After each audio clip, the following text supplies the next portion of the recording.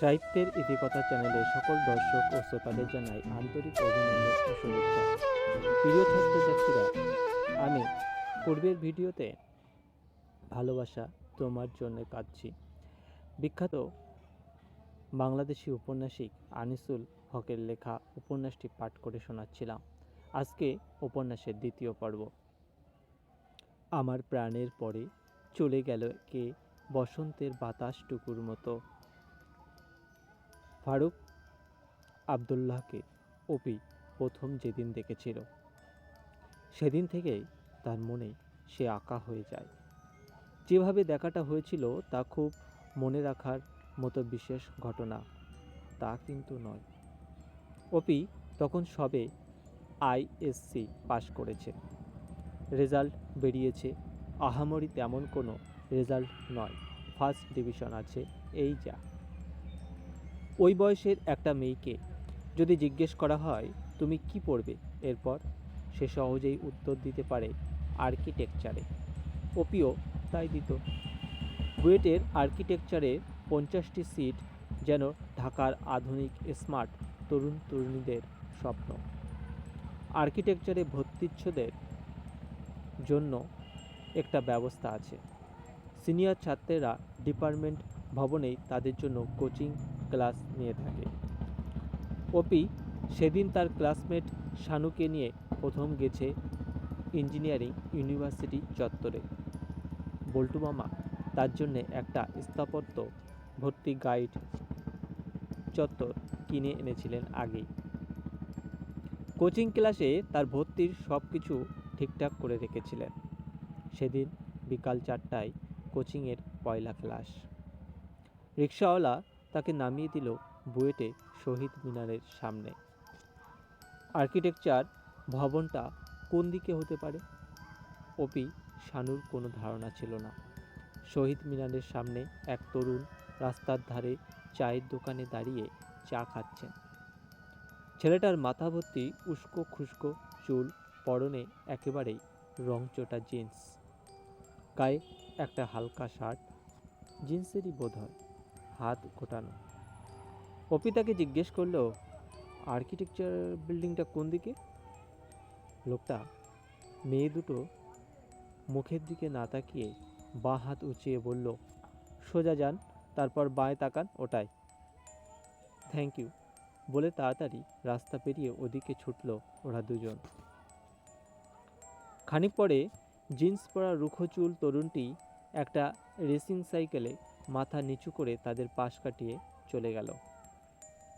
Architecture ডিপার্টমেন্টের বারান্দায় গিয়ে আর কাউকে কোনো প্রশ্ন করতে হলো না, কারণ অঙ্কনবিদ ছাত্রেরা ভর্তিচ্ছুদের কোচিং ক্লাসের পথ চিনিয়ে দিতে প্রচুর পরিমাণে তীর চিহ্ন এঁকে রেখেছে।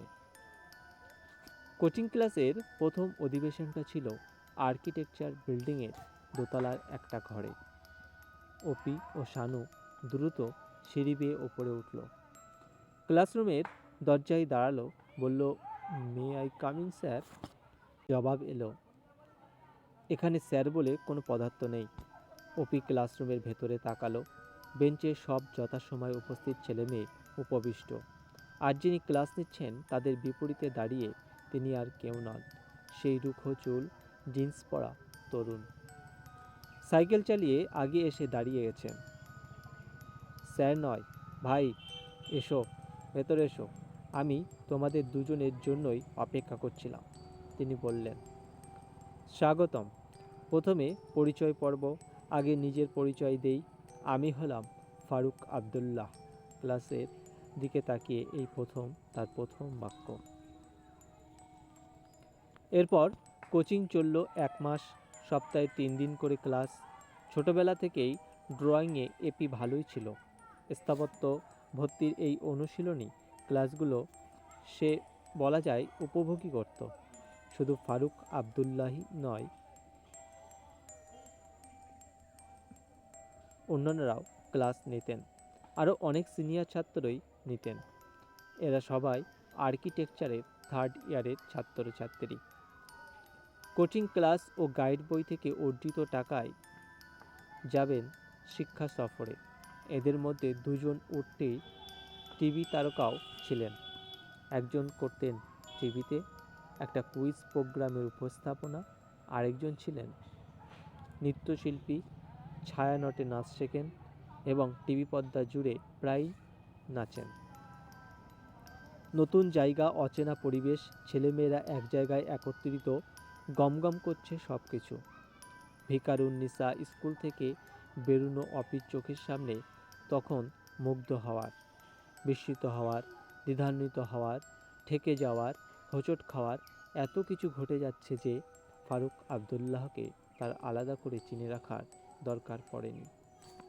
শুধু একদিন থিওরিটিক্যাল ক্লাসে কি এক বিষয় নিয়ে আলোচনা করতে গিয়ে তিনি পড়েছিলেন একটা কবিতা জীবনানন্দ দাশের।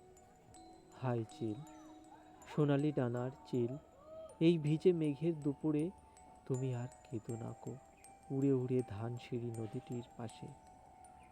তোমার কান্নার সুরে বেতের ফলের মতো তার মেলান চোখ মনে আসে। পৃথিবীর রাঙা রাজকন্যাদের মতো সে যে চলে গেছে রূপ নিয়ে দূরে। আবার তাহারে কেন ডেকে আনো, কে হাই হৃদয় খুঁড়ে বেদনা জাগাতে ভালোবাসে। স্মৃতি থেকে মুখস্থ বলছিলেন তিনি। শ্যামলা মতো লম্বা একটা লোক, মাথায় একরা সুরখো চুল। তখন ছিল শীতকাল, বিকেল, বাইরে সন্ধ্যা হয়ে গেছে। ভেতরে টিউবলাইটের গায়ে কতগুলো নিরীহ পোকা ওড়াউড়ি করছে। সেই ক্লাসরুমটাকে মনে হচ্ছে অপার্থিব এক জগৎ, মনে হচ্ছে মহাকাশ, মহাশূন্যতায় ভাসা এক জাহাজ। আর লোকটার চোখ যেন এই কালে নেই, এই ঘরে নেই, কোনো এক নদী তীরে বিষণ্ণ চিলের কান্নার নিচে জল ছলছল একজোড়া চোখের খোঁজে ঢুঁড়ে মরছে। নদী বয়ে যাচ্ছে, নদীর প্রবাহের শব্দ হচ্ছে ঝিরঝির ঝিরঝির। দৃশ্যটা হয়তো অপির মনেও থাকতো না যদি না একটা ফাজিল ছেলে দাঁড়িয়ে জিজ্ঞেস করত, স্যার, বেতফল কি খায়? ফারুক আবদুল্লার পাশে দাঁড়িয়েছিলেন একজন সিনিয়র ভাই, প্রগলভ, বলা উচিত সপত্রিব। বললেন, কর্মফল হিসেবে ক্লাসে বেত খাওয়াকে বেতফল বলে। সংজ্ঞা পর্যন্তই থাক, উদাহরণ দিয়ে বোঝাতে গেলে আবার বেত আনতে হয়। শেষ ক্লাসের দিনও ফারুক ছিলেন সব ছেলে মেয়ের সিনিয়র ভাইদের নাম ঠিকানা লিখে নিচ্ছিল। অপি তার ছবি আঁকার খাতার শেষ পৃষ্ঠা বের করে এগিয়ে দিল ফারুক আবদুল্লাহর সামনে। বলল, একটা অটোগ্রাফ দিন না ফারুক ভাই। ফারুক বেশ লজ্জিত হলেন। মনে হলো মাথা নামিয়ে পেন্সিল দিয়ে লিখলেন, কাঠবিড়ালির চারা লাফাই উঠানে, জানো তার মানে? তার নিচে স্বাক্ষর করে দিলেন। এর মানে কি? অপি তার চোখের দিকে তাকিয়ে প্রশ্ন করল। শক্তি চট্টোপাধ্যায়ের পদ্য। অন্যদিকে তাকিয়ে অন্যমনস্ক কণ্ঠে তিনি উত্তর দিলেন। তারপর কোচিং ক্লাস শেষ হয়ে গেল। ভর্তি পরীক্ষা দিল অপি, চান্স পাওয়া হয়নি। বলাই বাহুল্য, এখন সে পড়ছে ঢাকা ইউনিভার্সিটিতে সোসাইলজি নিয়ে। এইসব আর কিছু নয়, এর চেয়ে আর বেশ কিছু নয়। এই ঘটনার 3 কি 4 বছর পর একদিন বিকেলে টিএসটির মুক্ত মঞ্চে ধানসিঁড়ি নামে এক সাংস্কৃতিক সংগঠনের প্রতিষ্ঠা বার্ষিক অনুষ্ঠান। এ ধরনের অনুষ্ঠান প্রায় প্রতিদিনই টিএসসি এলাকায় লেগেই থাকে। অপির এসব অনুষ্ঠানে যাওয়া হয় না বললেই চলে, কিন্তু ধানসিঁড়ির অনুষ্ঠানটাতে যেতে হলো। তার ক্লাসমেট সাব্বির বলে রেখেছে, এই অপি, তুই তো যাবি, আরও অন্তত 5 জন মেয়ের সঙ্গে নিয়ে যাবি। অপি বলেছিল, আরও 5টা মেয়ে আমি পাবো কোথায়? মেয়ে না পেলে ছেলে আনিস, তবে একটা মেয়ে ইকুয়াল টু 2টা ছেলে, তাহলে তুই যাবি সাথে 10টা ছেলে। যা, 10টা ছেলে আমি পাবো কোথায়? এক ছিল হারাধন, কিন্তু তার ছেলেরা তো সব হারিয়ে গেছে। আরে বিচ্ছু, তোকে কি ছেলে পয়দা করে আনতে বললাম নাকি? বন্ধু বান্ধব, আত্মীয় স্বজন, এই সব আর কি। না ভাই, 10টা ছেলেও জুটবে না, আমার যাওয়াও হবে না। বাদ দে, বাদ দে। তুই একাই 100, তুই একাই আসিস, সেই ভালো। অনুষ্ঠান শেষ হতে রাত হয়ে যাবে, একা একা ফিরতে পারবি না। আমি তখন এক রিকশায় ওঠার চান্স নেব। যা, তোর সঙ্গে কে রিকশায় উঠবে?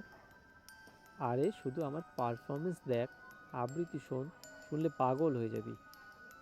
পাগল হয়ে যাব? শিওর। আর জানিসই তো পাগলে কি না করে। তখন তুই আমার সঙ্গে রিকশায় উঠবি। চাই কি এমন পাগল হয়ে যাবি, একেবারে চুমা পাগল। চুমা পাগল না, স্যান্ডেল পাগল। পা থেকে স্যান্ডেল খুলে তোর মতো কোটামার্কা বেঢপ ছেলেদের গালে ব্যাটিং প্র্যাকটিস করব। ওরে বাবা, সেটা খুব লাভজনক হবে না, বরং তুই একাই ফিরিস। তবে ফ্রেন্ড প্লিজ যাস। যা অবস্থা, একই সময় আরেকটা অনুষ্ঠান আর্ট কলেজে, ওদেরটাই ব্যান্ড ফ্যান্ড আসবে, আমাদের প্রোগ্রামে কাকও আসবে কিনা সন্দেহ। এমন করে বললে না এসে পারা যায়? অপি গিয়েছিল টিএসসির অনুষ্ঠানে। টিএসটির মুক্তমঞ্চে কখনো শ্রোতার অভাব হয় না। পাশে স্ন্যাক্সের দোকান, ডাঁশ, লোকজন ভিড় করে এটা ওটা কিনে খায়। দুটো মেয়েদের হল, ছেলেমেয়েরা, ভিজিটররা দেখা সাক্ষাৎ করার জন্য এই জায়গাটাতেই দুদণ্ড বসে। আর টিএসসি ভবন জোড়া নানা সাংস্কৃতিক সংগঠনের মহড়া, প্রশিক্ষণ, প্রদর্শনী, কত কিছু ছেলে মেয়েদের টেনে আনে এখানে। কাজেই ধানসিঁড়ির প্রতিষ্ঠান বার্ষিকী অনুষ্ঠানে মাইক বেজে হ্যালো, মাইক্রোফোন টেস্টিং 1 2 3 বলার আগে থেকেই মনে হচ্ছিল অনুষ্ঠানে জনসমাগম ভালোই হয়েছে। অপি বসেছিল মুক্ত মঞ্চের সামনে সবুজ চত্বরের এক কোণে, ক্লাসের আরও 2-3টা ছেলে মেয়ের সঙ্গে। একটা টোকাই এসে আপা চা খান, আপা চা খান বলে ঘ্যান ঘ্যান করতে লাগলো।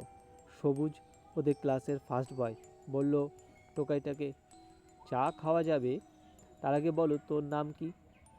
সুরুজ। সুরুজ? তুই সেই বিখ্যাত সুরুজ?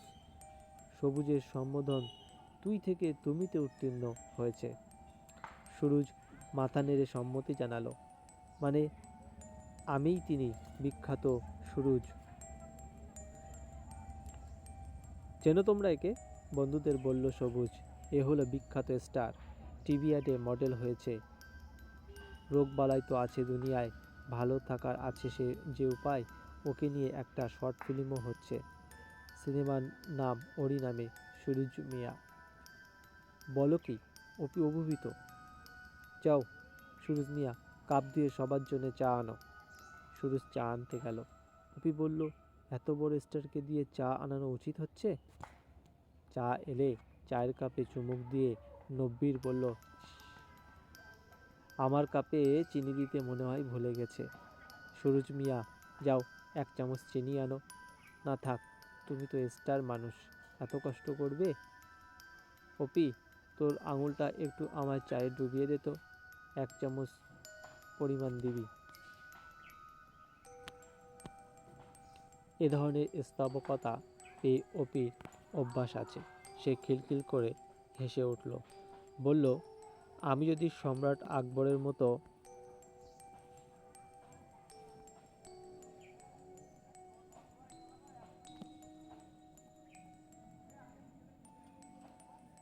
কেউ হই, তোকে আমার নবরত্ন সভায় চান্স দেব নব্বির। তুই হবি আমার বীরবল, অফিসিয়াল ভাঁড়। হে হে হে।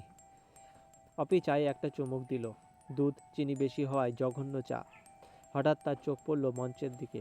ওখানে পাঞ্জাবি পরা সাব্বিরের পাশে ওটা কি? ফারুক আবদুল্লাহ না?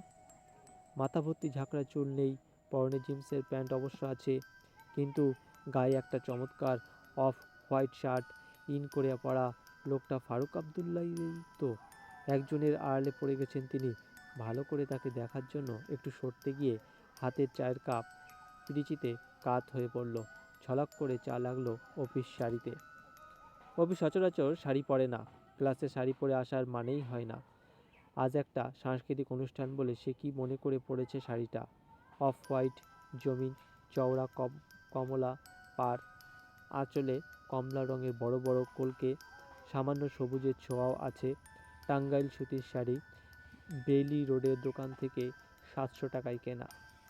কপালে সে পড়েছে বড় একটা কমলা টিপ, দোকানে দুটো দুল, নাকে একটা ছোট্ট নাকফুল খোপা করেছে। খোপায় ফুল পড়েনি ইচ্ছা করে, কারণ ফুল পড়লে অনুষ্ঠানের শিল্পীদের ফুল সাজের জোয়ারে সে ভেসে যেত। এত প্রিয় শাড়িটাতে চায়ের দাগ লাগলো, কিন্তু অপির এদিকে খেয়াল নেই। লোকটা ফারুক আবদুল্লাহ যে সে নিশ্চিত তার বুকের ভেতরে দুন্দুভি বাজছে। ওই কারে দেখিস হিন্দি সিনেমার নায়িকার মতো, এক লড়কি কো দেখা তো ऐसा লাগা। নব্বিরে টিপ্পনি তার কানে গেল না। ফর্সা পাতলা কাঁঠাল চাপার একটা ছিন্ন পাপড়ির মতো পাতলা মুখটা তার লাল হয়ে উঠল। কানের কাছটা ঈষৎ গরম। কেন এমন হচ্ছে? সে উঠে পড়ল, চলল মঞ্চের দিকে। তার চোখে চোখ পড়ল। তিনি চোখ ফিরিয়ে নিলেন না, বরং তাকিয়ে রইলেন, মনে হচ্ছে মুগ্ধ চোখে। অপি হাসার চেষ্টা করল, মুখে হাসি ঠিক ফুটল না। ফারুক ভাবল, হয়তো সাব্বিরকে দেখে মেয়েটা হাসছে। শিউলি ফুলের মতো সাদা কমলা মেয়েটা। সাব্বির বলল, কিরে অপি, এসে গেছিস? ভেরি গুড, যা বসে পড়। ভীষণ ব্যস্ততা যাচ্ছে, একটু পরে তোদেরকে একবার দেখা দিয়ে আসবো। অপি বলল, ফারুককে? আপনি ফারুক আবদুল্লাহ না? সাব্বির বলল, আয় আয়, পরিচয় করিয়ে দিই। এ হলো আমার বন্ধু অপি, আর ইনি হলেন আবৃত্তি শিল্পী ফারুক আবদুল্লাহ। ওই যে তুই কি আমার দুঃখ হবি ক্যাসেটটার তুই খুব প্রশংসা করলি না, ওটাই তো ফারুক ভাইয়ের। সাব্বির চোখ টিপল, মানে চাপাটা ট্যাকল কর।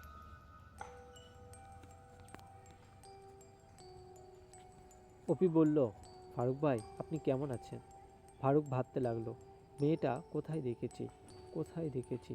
কোনো আবৃত্তি অনুষ্ঠানে। মেয়েটা কি কোনো গ্রুপে আছে? আবৃত্তি টাবৃত্তি করে? ভালো। চিনতে পারছেন না?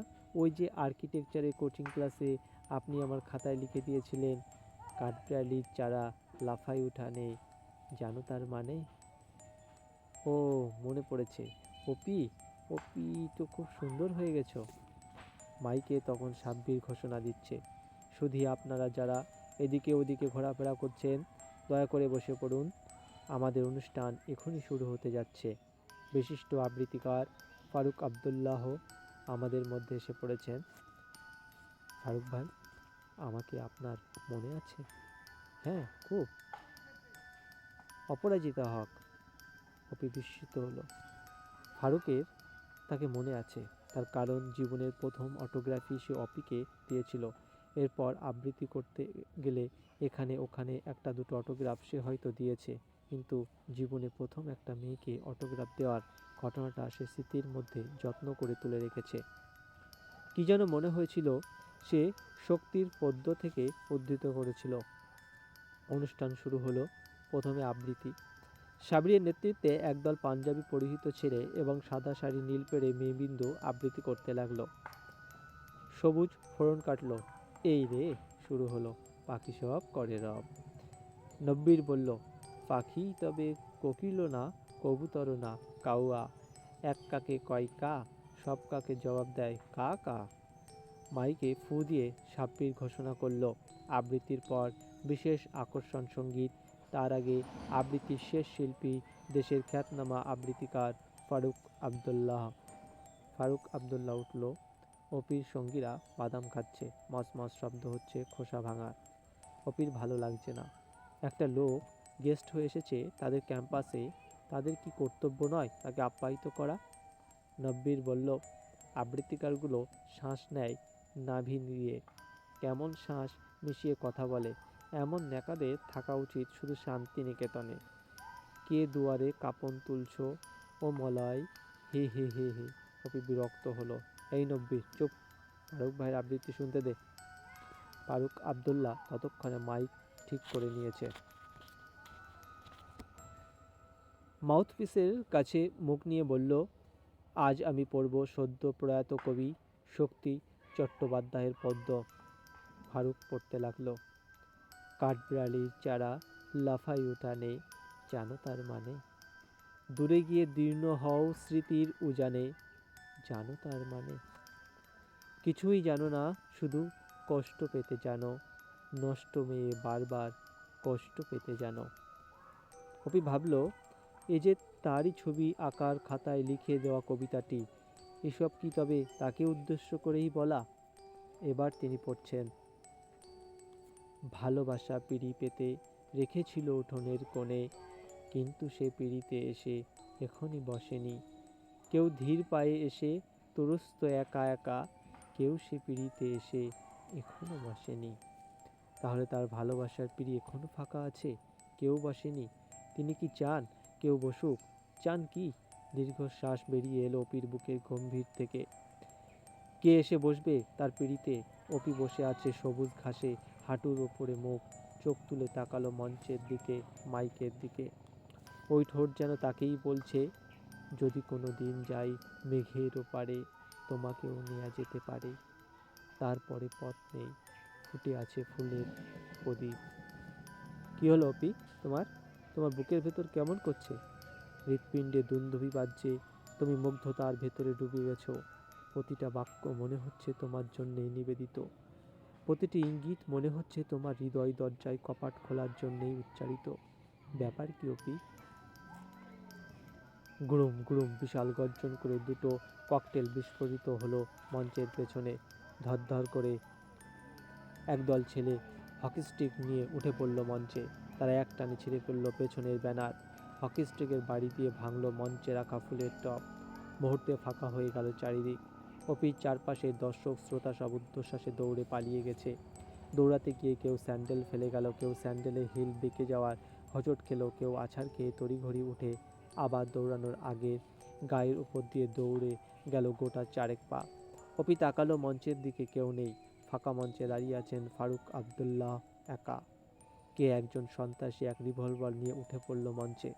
আকাশের দিকে নল বাগিয়ে সে টিপ দিল ট্রিগারে। শব্দ হলো গুড়ুম। সে চিৎকার করে উঠল, সন্ত্রাস না শান্তি। মঞ্চের পেছন দিকে একদল হকি স্টিকধারী স্লোগানের জবাব দিল চিৎকার করে, শান্তি শান্তি।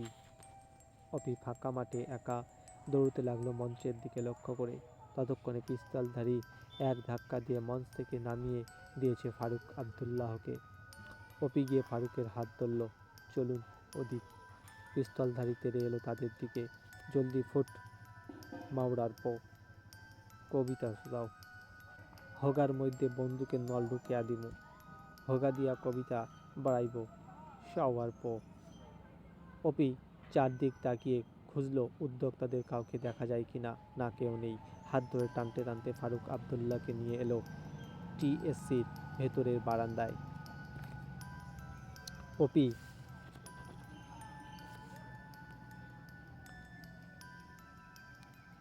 তখনও হাঁপাচ্ছে। টিএসসির ভেতরে গিজগিজ করছে ছেলে মেয়ের দল। দু একজন মাথা বাড়িয়ে বোঝার চেষ্টা করছে বাইরের মুক্ত মঞ্চে আসলে কি হচ্ছে। ফারুক আবদুল্লাহ খানিক পর মুখ খুলল।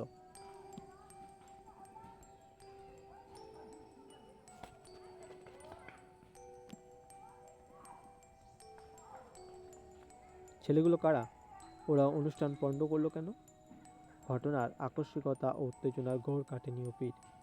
টিএসসি একটা অদ্ভুত জায়গা। একটা বড় গোলযোগের 5 মিনিটের মাথাতেই সব কিছু আগের মতো হয়ে যায়। পথের ধারে স্টলগুলোতে কাস্টমার খলবল করে, কড়াইয়ের তেলে পেঁয়াজু লাল হতে থাকে।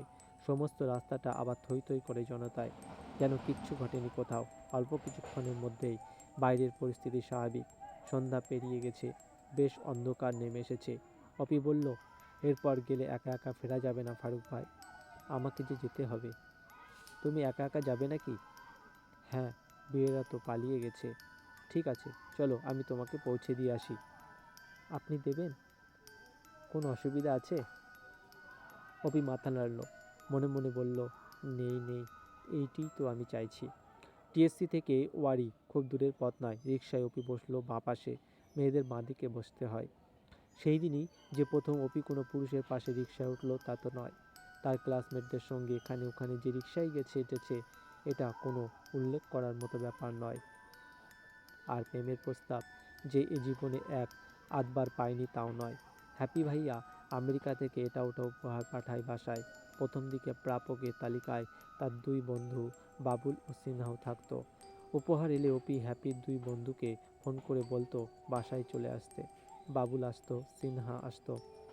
তাদের সামনে যাওয়া, তাদের চাটা খাওয়ানো, তাদের সঙ্গে গল্প করা, এসব তো হ্যাপি করতো অসংকোচেই। দুজনের মধ্যে বাবুল বেশ দিলখোলা টাইপ, জোরে জোরে হাসে, বেশ জোকটোক বলে। হয়তো বলতো, অপি বেগম, আজ কি হয়েছে জানো? আমার ভাগ্নি বলছে মামা আগামী সোমবার সমুদ্রে যাচ্ছি আমরা সবাই।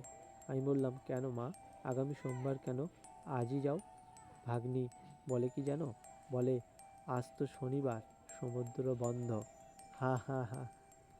অন্যদিকে সিনহা চুপচাপ, নটরডেমের ছাত্র ছিল, ভাবুক প্রকৃতির ছেলে, চোখেও একটা ভাবুক আকৃতির চশমা।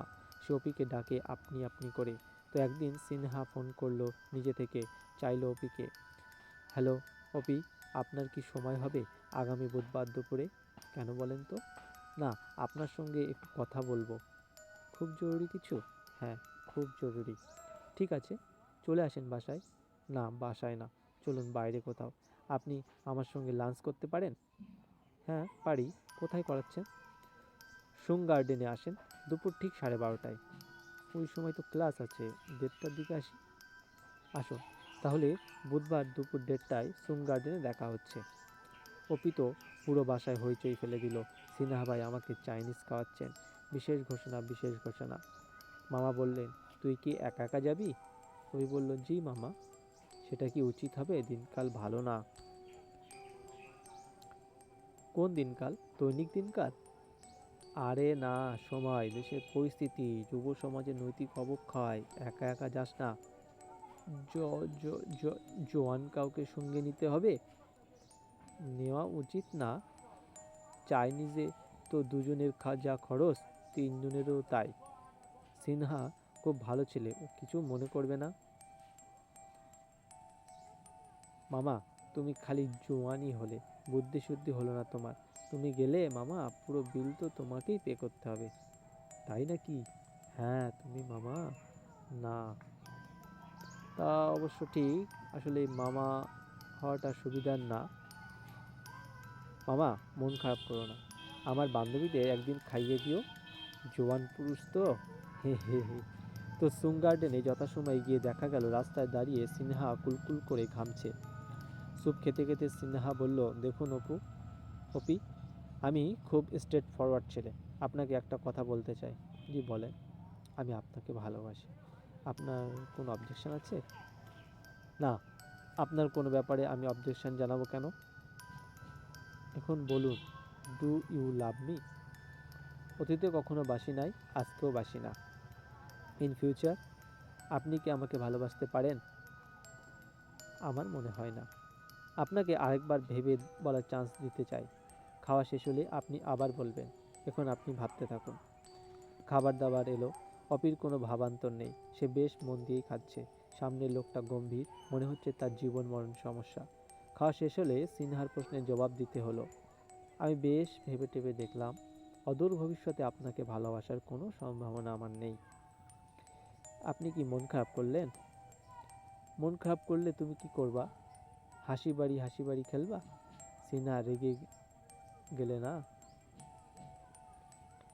আপনি কিন্তু আমাকে আপনি করে বলতেন। আর শুনুন, আমাদের বাড়ি নিয়ে আপনি কিছু বলবেন না প্লিজ। আমি এখানে এসেছি, এটা আমার ব্যাপার, হাসি বাড়ির নয়।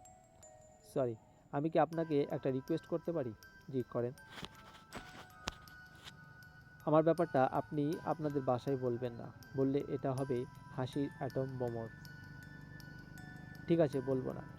অপি কথাটা রেখেছে, কারো কাছে কোনোদিন সিনহার প্রপোজালটা ফাঁস করে দেয়নি। সোহরাওয়ার্দী উদ্যানের পাশ দিয়ে দোয়েল চত্বর হয়ে রিকশা চলেছে। দুজনেই নীরব। অপির কি যে ভালো লাগছে এই লোকটার পাশে বসে। শুধু পাশাপাশি বসে থাকা এত সুখের অনুভূতি জন্ম নিতে পারে। নীরবতা ভঙ্গ করল অপিই প্রথম। আপনি খুব ভালো আবৃত্তি করেন। তোমার ভালো লেগেছে? হ্যাঁ, খুব ভালো। তুমি এখন কি করছো অপি? সোশিওলজিতে অনার্স পড়ছি, অনার্স থার্ড ইয়ার। আপনি? আমি তো বুয়েট থেকে পাশ করে বেরিয়েছি, সেও 1 বছর হলো। কিছু করি না। কিছুই না। বিভিন্ন পত্রপত্রিকায় পাজল বানিয়ে দেই। পত্রিকায় ছাপা হয় না, শব্দযোগ, শব্দজট, তারপর নিচের ছবিতে কোন খরগোশটি তার কোঠরে পৌঁছতে পারবে, এই সব প্রশ্ন আর উত্তর পাঠায়। আর কিছু করেন না? করি, আবৃত্তি করি। শুধু এসব করলে চলবে? পাকা গিন্নির মতো কথা বলছো দেখছি। চলছে তো, এখন চলছে। ভবিষ্যতে কি হবে? আমার আধার ভবিষ্যৎ। আমার আবার ভবিষ্যৎ কি? আমি তো ঠিক করেছি বিয়ে শাদী কিচ্ছু করব না, কনফার্ম ব্যাচেলার থেকে যাব। এমন রোমান্টিক রোমান্টিক কবিতা পড়েন আর ভাবেন বিয়ে শাদী করবেন না। আপনার উদ্দেশ্যটা কি মশাই? কোনো উদ্দেশ্য না রাখাই আমার জীবনের উদ্দেশ্য। আর্কিটেকচার প্র্যাকটিস করবেন না? কখনো ভালো লাগলে করব। আসলে আমি ভাবছি এই যে উঁচু উঁচু বিল্ডিং হচ্ছে, এটা কি ঠিক হচ্ছে? মাটির সঙ্গে মানুষের সম্পর্ক থাকবে না। ভাবছেন? ভালো। অপি চিন্তায় পড়ে যায়। সামনে গুলিস্তান আর সামান্য পথ। গুলিস্তান যেন আজ জ্যাম থাকে, যেন জ্যাম থাকে। আপনি আর্কিটেকচার পড়তে গেলেন কেন? একটা সিট শুধু শুধু নষ্ট। আরে আমি পড়তে চেয়েছি নাকি? রংপুরের ছেলে আমি, কারমাইকেল কলেজে পড়েছি আর শহরে নানা উটকো কালচারাল অ্যাক্টিভিটিস করেছি। বুয়েটের আর্কিটেকচারে ভর্তি পরীক্ষা দিলাম। গাইড কিনতে পাওয়া যায়, কোচিং করতে হয়, এসব আমি জানতামই না। সোজা পরীক্ষা হলে ঢুকেছি। অঙ্কের কোশ্চেন ছিল খুব সোজা, সব পারলাম। আবার কারণ আইএসসি পরীক্ষার পর অঙ্কের প্রাইভেট টিউটার বনে গিয়েছিলাম। আর সাধারণ জ্ঞান সব বানিয়ে বানিয়ে উত্তর দিলাম। মানব বসতি নিয়ে কি একটা আলোচনা ছিল। দাও ফিরিয়ে সে অরণ্য টাইপ কবিতা দিয়ে খাতা ভর্তি করলাম। আর এসেছিল ছবি আঁকা, ওটা আমি চালালাম ফ্রি স্টাইলে। দরজার সেকশন আঁকতে বলেছিল, মানে বুঝিনি বলে দরজার সব পার্ট ছিঁড়ে খুলে আঁকলাম। হ্যাঁ হ্যাঁ হ্যাঁ, তারপর কি হলো জানো? 3500 ছেলে মেয়ে পরীক্ষা দিল, আমি হলাম 8 নাম্বার। লটারির টিকিট পাওয়ার মতো। সহজে পেয়েছেন বলে হেলাফেলা করছেন? হতে পারে। মানুষ এমন।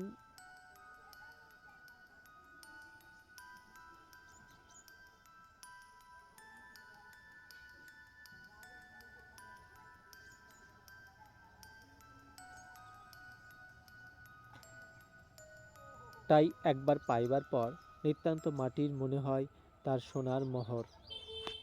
আপনি সবসময় বই না দেখে কবিতা আবৃত্তি করেন? চেষ্টা করি, ভুলে গেলে দেখি। একবার এরকম হয়েছিল, রংপুর জেলা স্কুলে বার্ষিক মিলাদের আবৃত্তি প্রতিযোগিতায় ফার্স্ট হয়েছি। পুরস্কার বিতরণ ও মিলাদের অনুষ্ঠানে কবিতা পড়তে হবে। নজরুলের ফাতেহায় ইয়াজদহাম। এ কি বিস্ময়! আজরাইলেরও জল ভরভর চোখ। বেদরদ দিল কাঁপে থর থর, যেন জ্বর জ্বর শোক। 2 লাইন বলে গেলাম ভুলে। মিনিটখানেক চুপ করে থেকে স্মার্টলি পকেট থেকে কাগজ বের করে বাকিটা পড়লাম। অপি অবাক হয়ে লোকটার দিকে তাকিয়ে আছে। কি গমগমে গলা, উঁচু নাক, বুদ্ধিদীপ্ত চোখ, গুলিস্তানের ফ্ল্যাশলাইটের আলোয় মনে হচ্ছে সোনার ভাস্কর্য। গ্রিক মিথোলজির কোনো চরিত্র। লোকটার কতগুলো কবিতা মুখস্থ। শক্তি চট্টোপাধ্যায় বুঝি আপনার খুব ভালো লাগে? বদমাশগুলো আপনার কবিতা পড়া তো শেষ হতে দিল না। কি লজ্জার কথা! আপনাকে ইনভাইট করে এনে এভাবে ফেলে রেখে সবাই পালিয়ে গেল। অপির মনে পড়ল পিস্তলধারীর গালিগালাজগুলো। বদমাশটা ফারুক ভাইকে বাজে কথা বলল কেন? কেন বলবে? এইসব পিস্তলধারীর কাছে কেন ভালো মানুষগুলো অসহায় হয়ে থাকবে? অপির গাল ফুলতে লাগলো। কণ্ঠে বাষ্পরাশি এসে জমে চাপ সৃষ্টি করছে। চোখের মধ্যে বাষ্পকণা জমে বড় বড় ফোঁটার আকার পরিগ্রহ করছে। তারপর ইয়া বড় বড় ফোঁটায় জল বেরোতে লাগলো। কি মুশকিল! কাঁদছো কেন? আমাদের অনুষ্ঠানে এসে আপনি আমাদের কি চেহারা দেখে গেলেন! ছি, ওরা কি মানুষ? বাদ দাও এই অপি, কেঁদো না। ফারুক মুশকিলে পড়ল। তার কি করা উচিত? সে কি এখন এই মেয়েটার চোখের পানি মুছে দেবে? সিনেমার মতো। শোনো। উপায়ন্তর না দেখে ফারুক বলল, আমি আজ শেষ করতাম কোন কবিতাটা দিয়ে জানো? কান্না ভাঙা স্বরে অপি বলল, কোন কবিতা দিয়ে? আবৃত্তিকারদের মতো নাভি থেকে শ্বাস এনে ফারুক বলল, সাবলীল আমি ভালোবাসা বাসিব তোমারে। দুটি হাত ধরে ধীরে, কথা যেন কর্ণের উন্মুখ করে। কখন অলক্ষ্যে অপি হাত ধরেছে ফারুকের। এ এক অসম্ভব সন্ধ্যা, অবাস্তব। সাবলীলভাবে আমি ভালোবাসা বাসিব তোমারে। দুটি হাত ধরে ধীরে কথা যেন কর্ণের উন্মুখ করে। কখন অলক্ষ্যে অপি হাত ধরেছে ফারুকের। এ এক অসম্ভব সন্ধ্যা, অবাস্তব। এই সন্ধ্যা কি বাস্তবে ঘটছে? এমন আকাশের মতো গুলিস্তান, মেঘের মতো পিচ ঢালা পথ, এমন কাগজের এরোপ্লেনের মতো রিক্সা, এমন স্বপ্নপথের প্রতীকের মতো দুটো মানবী সময় এই দৃশ্যে এসে থমকে যায়। পৃথিবীর সব ঘড়ির কাঁটা দাঁড়িয়ে 1 মিনিট সম্মান করে। এই দৃশ্যে অমরতা, এই দৃশ্য দৈনন্দিন ঝুলকালি ঘাম নিয়ে মোড়া নয়। গুলিস্তান পেরিয়ে এসে গেল ওয়ারি। অপির হুঁশ এলো এটা তাদের পাড়া। সে ফারুকের হাত ছেড়ে দিল। বাসার সামনে এসে অপি বলল, ফারুক ভাই প্লিজ বাসায় একটু আসেন প্লিজ। ফারুক বলল, আজ আর নপি, আরেকদিন আসবো। আসেন না ফারুক ভাই। না, আজকে ভাল লাগছে না, আরেকদিন আসা যাবে। আরেকদিন আসবেন? আসবেন তো? আসতে কিন্তু হবে। হ্যাঁ আসবো। ঠিক আছে, আপনার অনেক সময় নষ্ট হয়ে গেছে, থ্যাংক ইউ, দেখা হবে। যে রিক্সা এসেছে সেই রিক্সাতেই ফারুক আবদুল্লাহ বিদায় নিল। সারাটা সন্ধ্যা ভালো লাগার আবেশে অপির মনটা আচ্ছন্ন হয়ে রইল। রাত যতই বাড়তে লাগলো সে আয়নার সামনে দাঁড়িয়ে টিপ তুলছে, লিপস্টিক তুলছে, কানের দুল খুলছে আর নিজেকে দেখছে। তার মনে হতে লাগলো এই সন্ধ্যার বাস্তবের নয়, আজকের নয়, হয়তো সে জাতিস্বর। পূর্বজন্মের কোনো স্মৃতি তার মনে পড়েছে, কিংবা সে কোনো একটা স্বপ্ন দৃশ্যের মধ্যে আছে।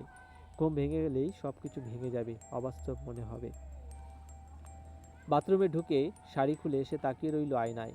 শুধু সাহেব ব্লাউজে মহিলাদের দেখায় ভয়াবহ, কিন্তু ওই তনবী তরুণীটাকে আয়নায় তার নিজের কাছে তো বটেই, অন্য কেউ দেখে ফেললে তার কাছেও কেবল পরিবের মেয়ে ছাড়া অন্য কিছুই মনে হতো না।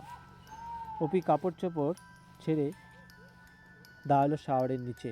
শাওয়ার ছাড়লো, পানি পড়ছে, সে অন্যমনস্ক। রিকশায় যখন সে তার পাশাপাশি, তার তলপেটে কেমন গুড়গুড় করে উঠেছিল। অন্যমনস্কভাবে সে আয়নার সামনে দাঁড়ালো, তাকালো নিজের দিকে। নিজের শরীরটা আজ তার কাছে হঠাৎ গুরুত্বপূর্ণ হয়ে উঠল। তার শরীরের সব কিছুই, এমন কি প্রতিবিম্বটাও। শরীরের জলকণা, ফোঁটা ফোঁটা বড় ফোঁটাগুলো ভেঙে ভেঙে গড়িয়ে জলরেখার আকার নিচ্ছে। ঠান্ডা লেগে যাওয়ার আগেই ক্রিম কালার রাত্রি পোশাক পরে চুলে তোয়ালে পেঁচিয়ে সে বাথরুম ছাড়ল। ঘুম আসছিল না, নানা কথা মনের ভিতরে। আপন মনেই সে রচনা করছে কল্পিত সংলাপ ফারুকের সঙ্গে। হঠাৎ মনে হলো, হাই, লোকটার ঠিকানা, ফোন নাম্বার সে তো কিছুই রাখেনি। তবে তিনি কথা দিয়েছেন এ বাসায় আবার আসবেন, নিশ্চয়ই আসবেন, নিশ্চয়ই। বিড়বিড় করতে করতে অপি ঘুমিয়ে পড়ল। ঘুম ভেঙে গেল মাঝরাতে, চাঁদের আলোর আঘাতে। ক্রিম কালার রাত্রি পোশাক হাঁটু পর্যন্ত উঠে গেছে। শরৎকালের স্নিগ্ধ রাত, ফুলের গন্ধের মতো শিশির নামছে। তারপর বারান্দায় গিয়ে ধীরে ধীরে সে প্রবেশ করলো অনর্গল কান্নার ভেতরে। কাঁদতে তার ভালো লাগছে। তারাশঙ্করের কবি কি আর এমনি গিয়েছিল, আমি ভালোবেসে এই বুঝেছি, সুখের সারসে চোখের জলে রে, তুমি হাস আমি কাঁদি, বাজি বাঁশি বাজু কদম তলে রে। বৃষ্টির ফোঁটাকে মনে হয় তোমার পায়ের শব্দ, পাতার শব্দকে মনে হয় তোমার গাড়ির আওয়াজ। এখন এই মেয়েটা অপি কি করবে? প্রতিটা মানুষের একটা মন থাকে, সুপ্ত আগ্নেয়গিরির মতো বুকের পাথরের নিচে চাপা। কোনো একদিন তার ঘুম ভাঙে, তখন শুধুই অগ্ন্যুৎপাত। কত জ্বালা, কত আগুন, কত শব্দ। কিন্তু সবুজ শ্যামল শান্ত মুখ পাহাড়, তার সবুজ বনানী, তার স্রোতস্বিনীর কল্লোল, তার গায়ের পাখি পতঙ্গ ভীরু প্রাণগুলিকে দেখে কে বলবে এই পাহাড়টির মধ্যেও যন্ত্রণা আছে। মানুষের মন যেন হ্যান্ড গ্রেনেড। যতক্ষণ তুমি তার সেফটি পিনটা না খুলছো, ততক্ষণে সে একটা সামান্য নির্বিবাদ পাথর। কিন্তু তার পিনটা খুলে নেওয়া হলে মনেরও থাকে একটা সেফটি পিন। মানুষের হৃদয়ে হৃদয়ে রোজ কত টক্কর, কত ঠক্কর। কিন্তু যতক্ষণ সেফটি পিনটা লাগানো আছে, ততক্ষণ একটু কথা, একটু দেখা, একটুখানি হাসি বিনিময়, একটুখানি দীর্ঘশ্বাস, একটুখানি হাতে হাত, চোখে চোখ, তবুও কোনো বিস্ফোরণ নয়। অপির মনের বিস্ফোরক চাবিটা খুলে গেছে। এখন আর ফেরার কোনো উপায় নেই। এখন তার হৃদয়ে ঘটে চলেছে রক্তক্ষরণ। এখন আমি তাকে কোথায় পাবো? কেমন করে তার দেখা পাবো? তার একটুখানি কথা শুনতে পাবো কি করে? শুধুই যেন তাকেই মনে পড়ছে। কত বদলে গেছে লোকটা। চুল ছোট করেছে, বেশবাস এখন কত পরিপাটি। পপি তার ছবি আঁকার পুরনো খাতাটা বের করলো। সেই অটোগ্রাফখানি। কাঠবিড়ালির চারা লাফায় ওঠা নেই, জানো তার মানে? সে খাতা মেলে ধরে তাকালো হলদেটে পাতার দিকে। ফারুক আবদুল্লাহ স্বাক্ষরটির দিকে তাকিয়ে রইল। তার ভালো লাগছে, চোখ টলমল করে উঠছে। তার টেলিফোন নাম্বারটা কেন অপি রেখে দেয়নি? নিজের নাম্বারটাই বা কেন তাকে দিল না? কেমন করেই বা দিত? যদি এমন হতো কাল রিকশায় সে বলছে, ফারুক ভাই, আমার টেলিফোন নাম্বারটি রাখুন। সে উদাস কণ্ঠে জবাব দিচ্ছে, কেন? ফোন নাম্বার দিয়ে আমি কি করব? তখন কি হতো? ফারুক কি তার মনের কথা বুঝতে পেরেছে? জান, জান, তুমি কি আমার হৃদয়ের ভাষা পড়তে পারোনি? নিশ্চয়ই পেরেছে, না হলে সে কেন কাল শুধু শক্তির পদ্যই পড়ল? আর কি সব পংক্তি? অপি আজ সব ভুলে গিয়ে বসে আছে। কিন্তু কবিতাগুলোর মেসেজ তার কানে এখনো বাজছে। আর রিকশায় কেমন করে বলল সাবলীলভাবে, আমি ভালোবাসা বাসিব তোমায়। একটা কাজ করলে কি হয়? নিউ মার্কেটে গিয়ে শক্তি চট্টোপাধ্যায়ের কবিতার বই কিনে আনলে ওই কবিতাগুলো খুঁজে বের করে পড়া যায়।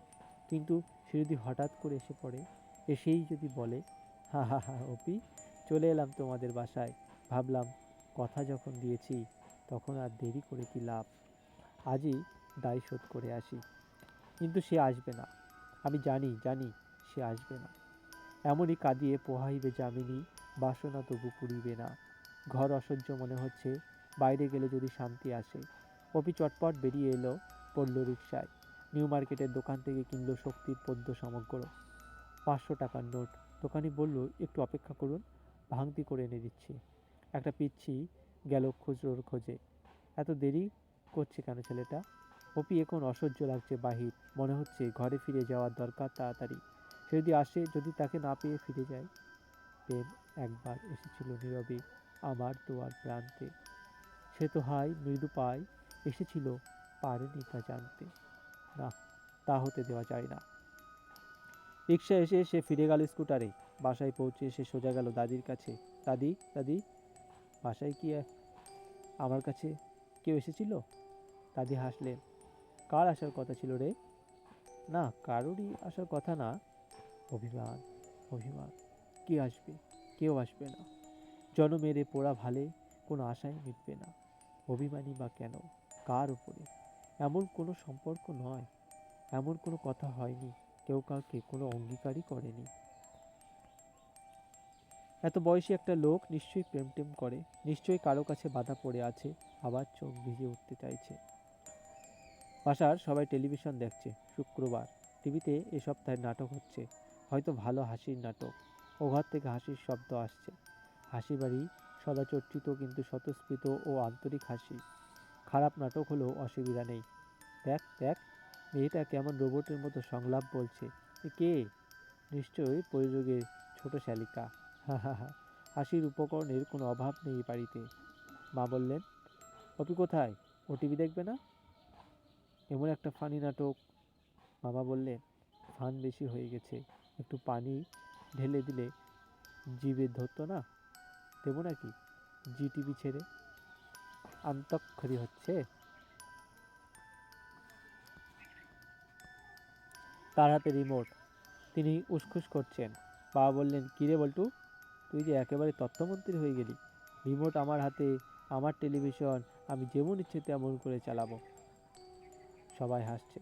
দাদি বললেন, আস্তে হাসো, আস্তে হাসো। নাটকে নটরটিরা ডায়লগ ভুলে যাচ্ছে। আবার হাসি। মা ফের বললেন, অপি মেয়েটা একা একা কী করছে? শরীর টরীর খারাপ না তো? দাদি বললেন, কাল নাকি কি পরীক্ষা, টিউটোরিয়াল না জানি কি, খুব ব্যস্ত, পড়ছে। দাদির কথা আংশিক মিথ্যা আংশিক সত্য। অপি পড়ছে, গভীর আগ্রহে নতুন কেনা কবিতার বইটা উল্টাচ্ছে। ফারুকের পড়া কবিতাগুলো পেয়ে যাচ্ছে আর মনোযোগ দিয়ে পড়ছে। এসব কথা কি কবির মনের কথা, নাকি আবৃত্তিকারেরও? যদি কোনোদিন যাই মেঘের ওপারে, তোমাকেও নেওয়া যেতে পারে। চলো না যাই মেঘের ওপারে, জান, জানটু পুটু। সে ইয়েলো মার্কার নিয়ে এলো। এসব স্বর্ণাক্ষরে লেখা পংক্তিগুলো সোহাগ ঢালল। সোনাই সোহাগা, এক রাত কাটিয়ে দেওয়া যাবে এই করে করে, তুমিহীন তোমার সঙ্গে। ধন্যবাদ এতক্ষণ ধরে ভালোবাসা তোমার জন্য কাঁদছি উপন্যাসটি দ্বিতীয় পর্ব শোনার জন্য। আজ এটুকুই। পরবর্তী ভিডিওতে আমি এই উপন্যাসটি তৃতীয় পর্ব নিয়ে উপস্থিত হব। ধন্যবাদ।